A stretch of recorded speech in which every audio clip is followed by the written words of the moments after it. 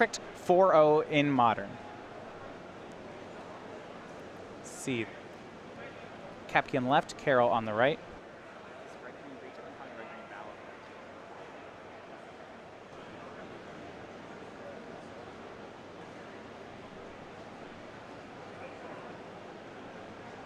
All right, so Roger Carroll on the play. He will go ahead and start with Inquisition of Kozilek. You notice we're calling it Lingering Jund. That's because this deck actually does dip into white mana for Lingering Souls. Yep, really light splash, just 2 Lingering Souls in the main deck. And this is actually a big window for Carroll. Keopke was on a mulligan. He's kept a 1-lander of a land, a Traverse the Open Vault, and 4 ramp spells. Oh, wow. Which, to be fair, this is a good hand. This is a pretty Thoughtseize-proof hand, so to speak. Yes, even if the Traverse is taken, Keopke can still just suspend the Search for Tomorrow. He does have to draw some pretty specific things pretty quickly here, though. Yeah, mulliganing for a ramp deck is never particularly easy. And there is, at some point, if Roger just takes enough cards, it'll get in Devin's way, regardless of what cards they are. Right, if more Inquisitions come this way, Keopke can find himself in a position a couple turns down the road with no cards in hand and 4 lands in play, where he's just drawing where he needs multiple top decks to even play the game. All right, so Carroll decides to take Traverse the Open Vault. For Keopke, he will suspend Search for Tomorrow and pass. His draw for the turn was one of his 2 main decked copies of Anger of the Gods. I would think this is a nod to Dredge. Yeah, primarily it's a nod to Dredge. That's really the card, the matchup that the card is best in. It's palatable here, assuming that Carroll casts a Grimflayer that it can actually kill before Carroll sets up Delirium. Though mostly, yeah, for that Dredge matchup. We go back over to Carroll. More discard, always welcome in the deck. He will go start by fetching. And it looks like it's going to be a 2-drop.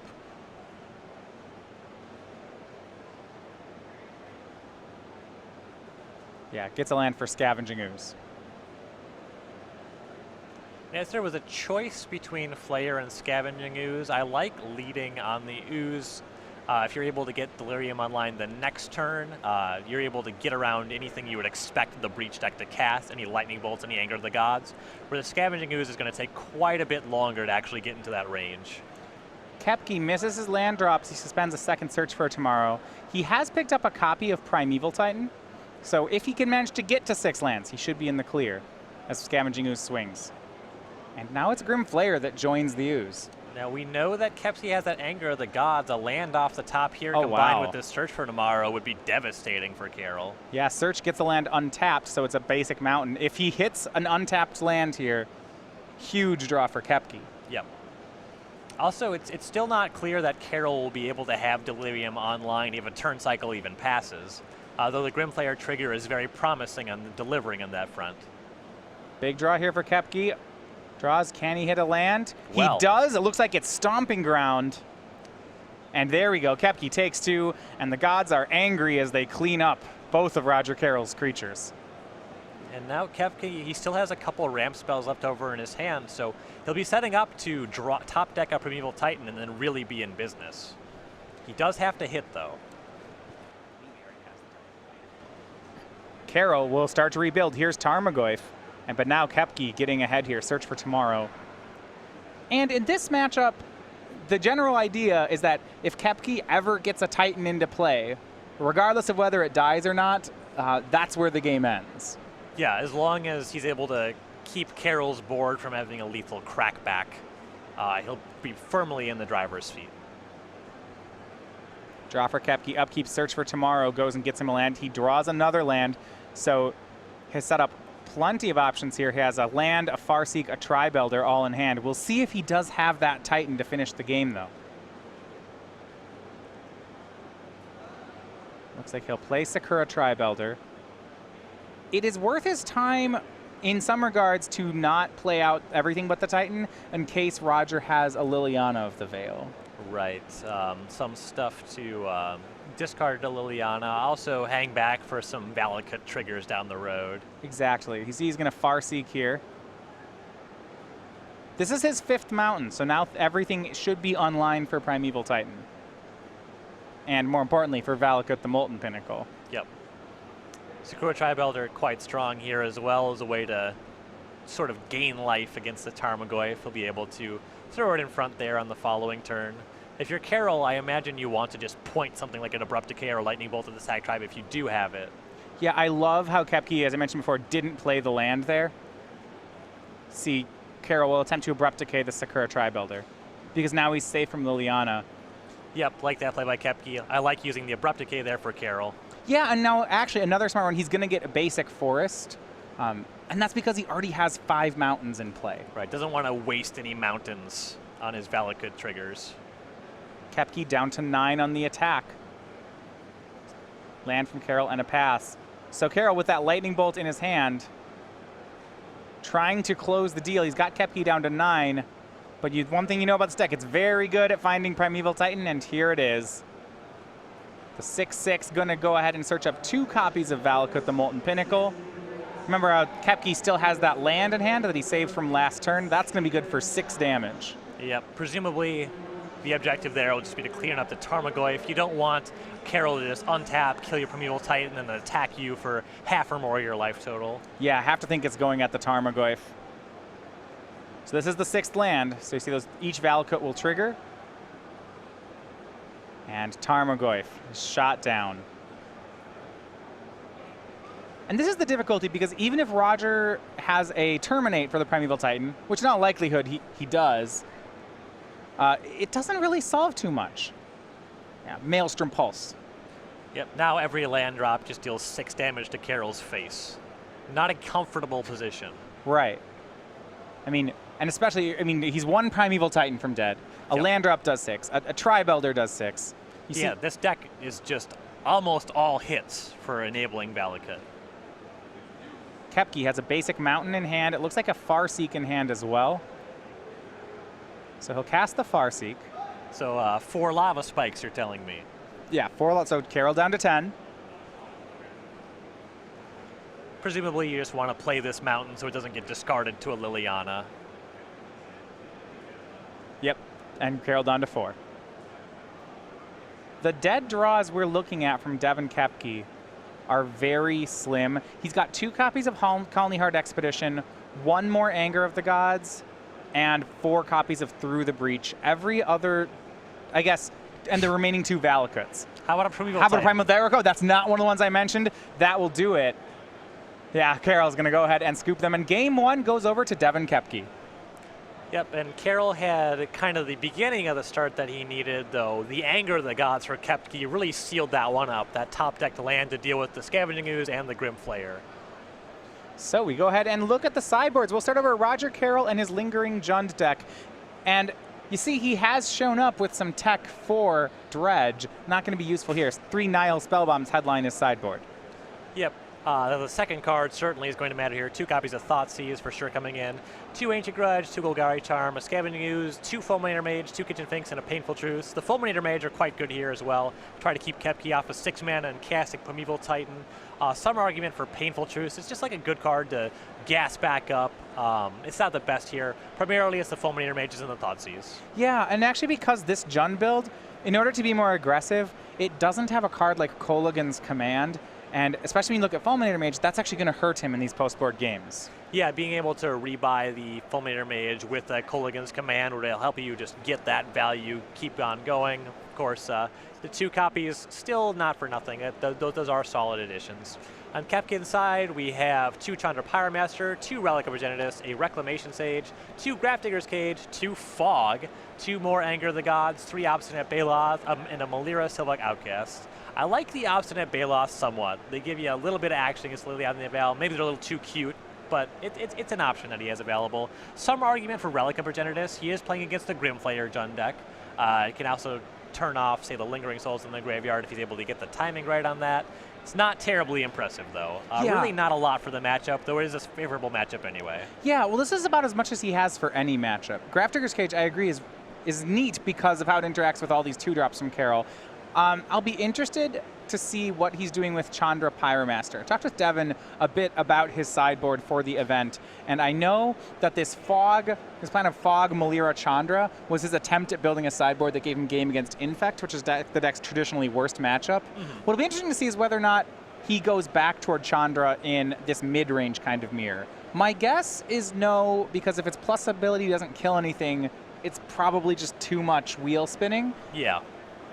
But he might use it here. It's not unreasonable. I've been in an awkward position against Relic of Progenitus and Legacy with Tarmogoyf as well, so that one seems totally reasonable here. So remember, as we enter round 4, this is the last round of Modern here at the Invitational. We're going to be covering Magic all weekend as the players try to gain the title of Season 2 Invitational Champion. Now remember, the champion not only gets an invite to the Players' Championship and an invite to the Pro Tour, they also get their likeness made on a token of their choosing. Our Season 1 Invitational Champion was Ann Arbor's own Max McVitie. He chose to have his art on the Clue token that you see here. Those were given away all Season 2 for entrance to Opens and Classics. It is still possible to get them, though, if you didn't have a chance to make it out to one of them here in Season 2.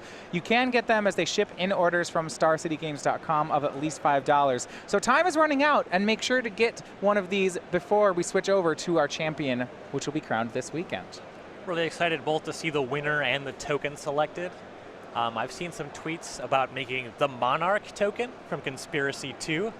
So you get to be the Monarch. And what a week this has been, or month this has been rather, for Devin Keopke. Already has 1 open win this month from Illinois. He has 3 open top 8s here on the SCG Tour. Really kind of now joining formerly of Team Lotus, now on Team Card Hoarder. Devin Keopke making a breakout run here. Yeah, Keopke is a pretty strong player, actually, a threat in both formats. We saw, I believe, he top 32'd last weekend with an approximation of this Valakut deck as well. Yeah, ended up 10-5 last weekend. He's been on this one for about the last month. Yep, of course, his win coming in standard with Bant Company and Columbus. Can't really blame him on that one. Bant Company, excellent. And we'll see if he's still on that as he heads over to the standard rounds, as he's 1 game from having a perfect 4-0 in Modern. Yeah. If you feel good about your standard deck, you got to feel great about a 4-0 start in Modern. We talked about how big mana strategies are really nicely positioned right now. One of the strengths we noticed that a Breach deck getting second last weekend is this is a deck that can hang with Jund, can hang with Jeskai, and because of Anger the Gods, has some game against Dredge. Yeah, and it's really a deck that you beat with matchups rather with sideboard cards. There's a couple options you have, but mostly it's losing to faster decks. So Carroll starts out on a turn 2 Grim player. You see Keopke right out of the sideboard is a Relic of Progenitus. And he'll go ahead and bolt down the Grim Flayer, then exile it away with the Relic. Play a second basic mountain and pass the turn. Now, it's interesting to see whether or not Keopke has kept a green mana source. Yeah, that would be curious. Presumably, there's a fair number of hands you can keep off green. As soon as you cast your first ramp spell, you're there to cast any spell in your deck. Though, they're kind of hard sells.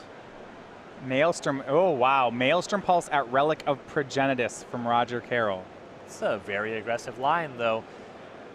Keopke's still off green, he's not doing very much.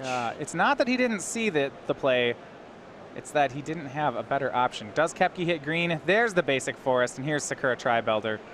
And this, if you are the Jund player, you need to beat them before they make a Primeval Titan, and Carroll is not providing enough pressure to make that close right now. Right, he's off pace on that, and this Inquisition is not making things look much better. No, we see a 4th land, Anger of the Gods, Sakura Tribelder, Summoner's Pact, and Primeval Titan.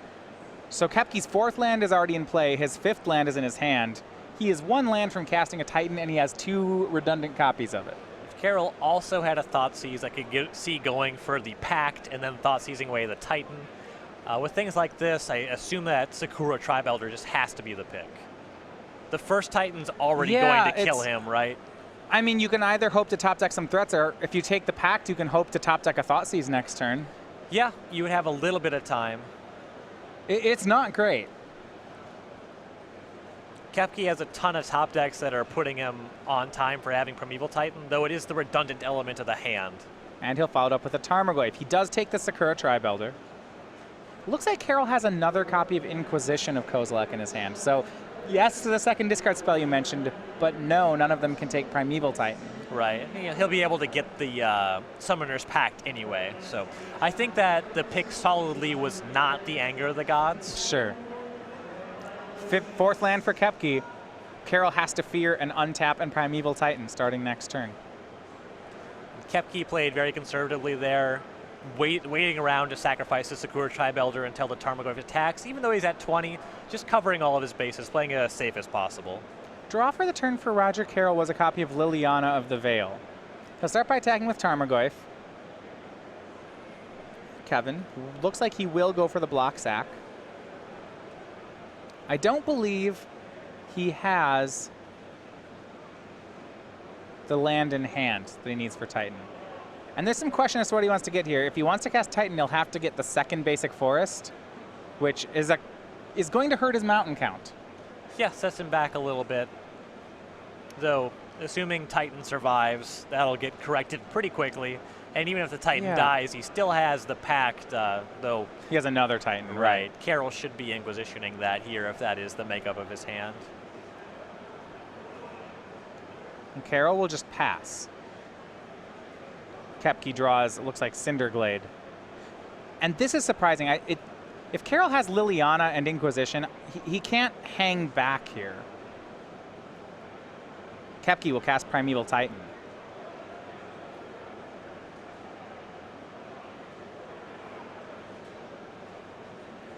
And now Carroll is in a world of trouble. Keopke's still on 20, so he has to get this Primeval Titan off of the table and also get very aggressive in a way where his board just can't be cleared by these Valakuts every turn. Keopke will get 2 Valakuts, so he has 4 mountains to go with the Valakuts at the moment. Looks like he's looking down the road. Yeah, with 4 mountains, you can go right up to 6 with the Primeval Titan trigger. Get to work that way. Though it takes him a little bit longer if he has to do it by making land drops. Yeah. I actually really like this play from Keopke. You might be tempted to get the 5th mountain and 1 Valakut, but in this kind of matchup, I think you just... Titan basically is always getting 2 Valakuts unless it's killing them. Yep. And at this point in time, he still has the Summoner's Pact for a backup Titan on the following turn, so he'll be able to jump right from 4 to 6. Carroll will fetch out Blood Crypt on Keopke's end step. We'll see just what he was hanging on to. He has 3 cards in hand. If anything. And it looks like he's just going to untap. Yeah, he has at least a Liliana. So he had a Liliana last turn, but he didn't actually cast it. Yeah, I'm not entirely sure what to make of that. He could plus it and then say Keopke wouldn't be able to trigger a Primeval Titan at it just yet. Well, if he's worried about through the breach Primeval Titan just killing him, holding up some sort of mana would help, but it doesn't look like he actually had the Terminate. Either way, here's Liliana, -1, Keopke will lose the Titan, but Roger's going to have to get that Summoner's Pact that's in Keopke's hand if this is going to matter. Perhaps he just didn't want to discard any cards. He couldn't have edicted just yet with the Liliana, and if Keopke had a Lightning Bolt and he didn't want to plus the Liliana, then he just loses the Liliana. Well, Roger had another black mana source, but does not look like he had the discard spell. You see him play a tapped Overgrown Tomb as land 5, and now here comes another Titan. Yeah. This one was hard before, but Titan this turn makes it all but impossible. Interesting, Keopke drew a copy of Chandra Pyremaster. He might be tempted here to shoot down the Liliana. I'm still thinking the play, don't get fancy. Yeah, he has an Anger of the Gods in hand that he's totally willing to discard to Liliana as well. Well, he could have gone Chandra, shoot Tarmogoyf, like Anger, Chandra, shoot. But it wouldn't kill it because Planeswalker be in the yard. Just make a Titan. Exactly. There's no reason for that level of finesse when you have a Sledgehammer. And we'll see where he goes with it now. Two mountains would mean he has 12 damage to throw around. If he wants to get even more greedy, he could get a Valakut in a mountain, play a land drop. But here we have mountains 5 and 6 means he has 4 Valakut triggers. And typically you just murder everything when in this matchup. Yeah, and with the position that he's in, it doesn't take much for him to actually just be able to destroy Carroll in just one turn cycle. So clean up the board, eliminate any risk of you actually losing the game. Yeah, it's not, instead of 12 upstairs, I think he'll probably want just go 2 at Goif, 1 at Liliana, 1 at Roger. Yep. All for it, Roger. Okay, puts Roger down to 7. Well, YOLO. It's probably also good. Odds of losing very low at this point. He could forget to pay for Summoner's Pact, and that would not be ideal. That would do it. Yeah. And if Roger has Inquisition of Kozilek, yeah, he's going to play it. I'm wondering if that was a top deck or not. He'll take Anger of the Gods, leaving the pair of 4-drops on Keopke's side. Plays a land 6. Fulminator Mage from Carroll, but he doesn't have the kill spell for Titan, and that means he's going to be dead. Yep. See Keopke paying for the Pact. Good play. Good Love play. it. That was Carroll's best out. Yep.